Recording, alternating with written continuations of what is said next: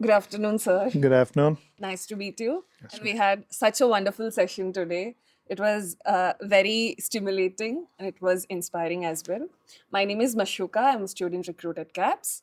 My name is Donna, and I am the student recruiter at CAPS. Okay. And as you're aware, that CAPS full form is Center for Academic Support and Professional Support. So we hold various sort of sessions where we bring out great shots like you, and we are very honored to have you today as well. So now Mushika will be starting with the questions. Okay. As we know that this was your last best show or the speech, as you said in your session. I'm asking you, after your last visit, what made you come back to Christ again for the second time, and how does it feel? Well, I tell people making speeches is easy, getting invited back is harder. And so I usually go if I'm invited back. And if you're invited back, two things have worked. One is your presence was noticed, and second, your presentation was validated. So I have a very unique style, I have a very unique perspective on life, and it's not everybody's cup of tea. But by God's grace, 120 times a year, I'm invited somewhere. And Father Jesse and I go way back. And when he extended the invitation, of course, I was happy. But second, I mean, your campus is just something to be desired. It's one of the more spectacular places I've been in India, probably in the world. Oh, that's Thank great. and we are also honored to be a student Yeah. here. That being said, let me ask you one more thing.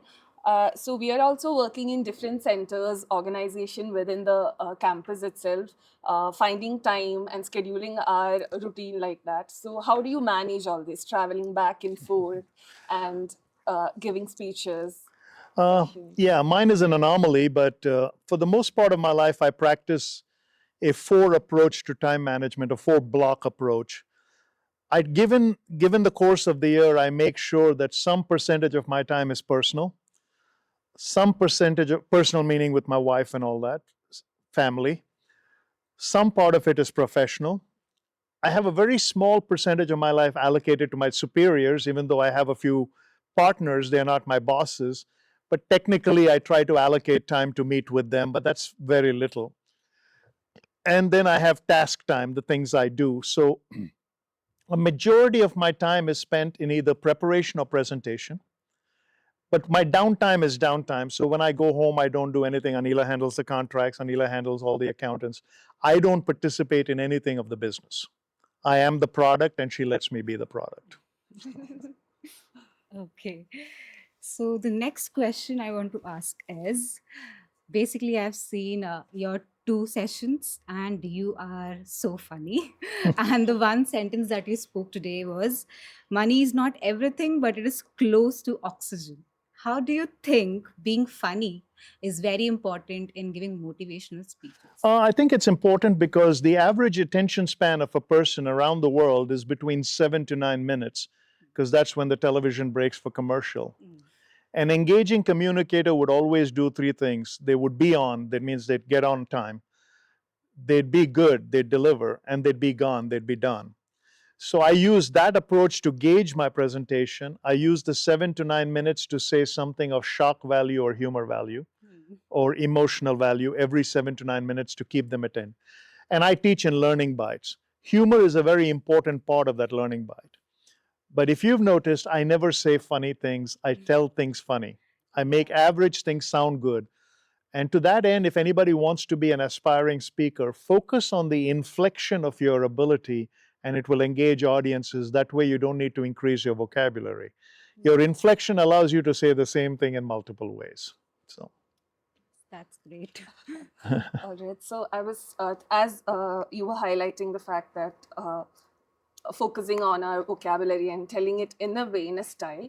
I'm also a person who gives sessions at workshops at CAPS. So I basically focus on journaling and personalizing our goals and intentions and all of these. And I also noticed that you have focused the talk on balancing out with our strengths and weaknesses and all. So let me ask you this. As young grooming professionals, goal setting and intention setting becomes very important and core of our life at this particular stage of our life. So, what do you actually tell us to follow in our goal setting and intention setting? If I give you a look in a short span of time. Yeah, I would ask you to focus your goals on your intent and your ability and not on your content. Most of us try to make our goals based on how much we know instead of how much we can use what we know. Because knowledge is useless, wisdom is what's needed. Wisdom is the correct use of knowledge. And so, in the world I've grown up in and the world I admire or advise, I tell people focus on the intent in your life. What is your purpose? Howard Hendricks from Dallas Seminary put it this way. He says, your careers will always be what you're paid for, but your purpose will always be what you're made for. And your purpose is intent. So, Okay. So my next question is, would you consider yourself an Indian or an American I'm an right Indian. now? Yeah, I mean, I'm an Indian by birth and an American by choice. Yeah. So I have an overseas citizen of India card and an American passport. Okay, so I have seen one of your books that you have written on the same intent, basically. So, can you just tell me some of the snippets from that book? Do you have? American Dream from Yeah, an Indian yeah, Heart.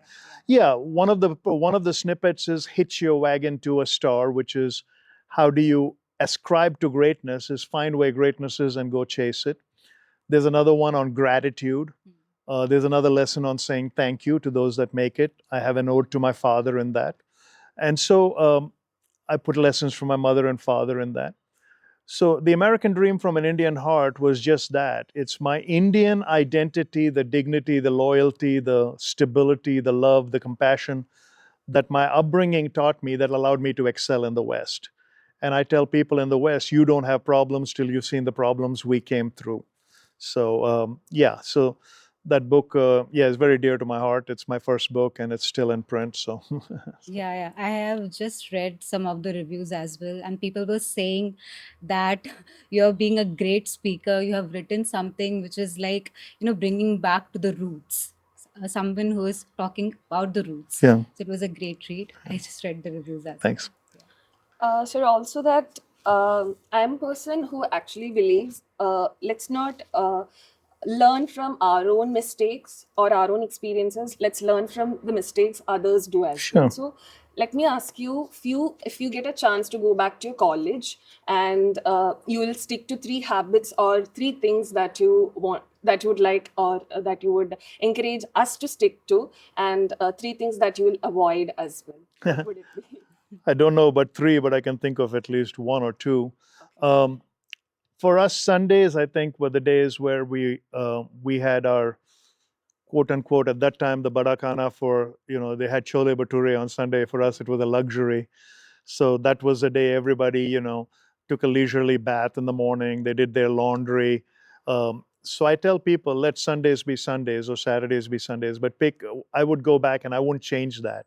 That was the highlight of my time in IMT because we let go of everything and suddenly everybody's problems were the same. We all had laundry. We all had to take it across the street to Rajnagar. We had to give. So it was just a very innocent time. One of the things that we did at that time was there used to be a chungi in Rajnagar. We used to go as friends there at night. We've still been friends. I'll see some of them again in Canada. We've been friends for 40 years. We talk on a regular basis. Yeah, one more question. And I think we'll wrap it with this. So, my question is that as you have beautifully told us about introduced your young wife, young bride, Anila. So, what would you suggest us to look in partnerships? Um, this is, it's hard to assume what people look for, but the statistic of what I tell people is, and this I know will be broadcast to youngsters, I'm not ashamed of it. Um, both of us saved ourselves for our marriage. Okay, so um, that purity, I think, in spite of all the badness I had done in life before, if you go to each other at that point in life and that's the first person you've been with, there is no comparison. So even if you fight, you don't know where to go, you have to come back to each other. Second, the best thing to look for in a mate is not someone, marriage is never a compromise. If you think it's a 50-50, you'll fail. It's 100-100. Don't ask her to give up any part of her identity or him to give up any part of his identity. And don't go into a relationship expecting that you're going to change their faults to your merits. It won't work.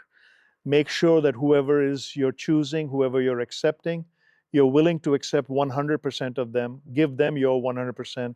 That 200 together can be formidable fight against the world. So we will like to wrap up the session. It was fun and it was great talking to you, and your small snippets and the thoughts that you just shared on the various amount of things that we asked. And hope we'll not keep you waiting. No problem. Yeah, you can proceed for your lunch. Thanks.